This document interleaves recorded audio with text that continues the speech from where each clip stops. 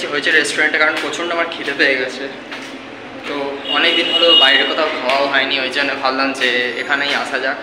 চলো যাওয়া যাক, কী খাওয়া যায় দেখা যাক। যদিও আমি একাই এসেছি, ভালো লাগে বেশ একা একা টাইম স্পেন্ড করা। চলো যাওয়া যাক।